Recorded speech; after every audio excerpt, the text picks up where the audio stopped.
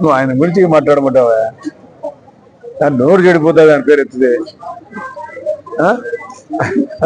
అందరూ ఏమన్నా నవ్వుతున్నారు జనం. పిచ్చి పడితే మంచి అంతే. పవర్ లేనప్పుడు మంచికి ఇట్లాంటి ఆలోచనలు వస్తాయి. ఎందుకు చూస్తావా? ఇప్పుడు నంద్యాల ముఖ్యమంత్రిగా చంద్రబాబు ఉన్నప్పుడు ఏం కూతురు కూర్చాడు మీకు అందరూ తెలుసు. మీరే కదా ఉండి సాక్ష్యం.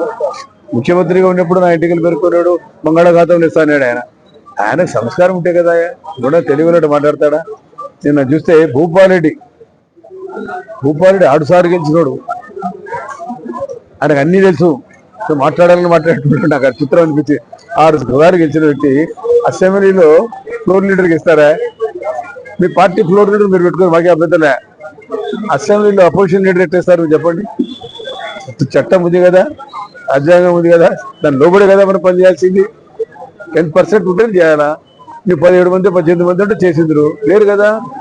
11 మంది అది ఇస్తే నేను వస్తానంటే చిన్నపిల్లడు చాక్లెట్ అడిగినట్టు.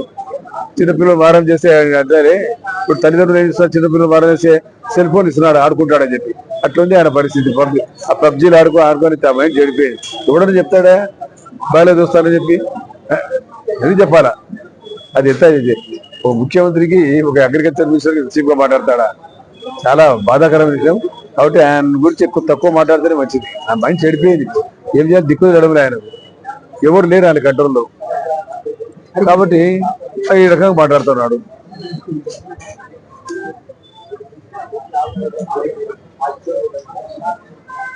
లేకుంటే ఎవడో బయలు చూస్తాడా? ఎందుకు చేయాలి బయలు?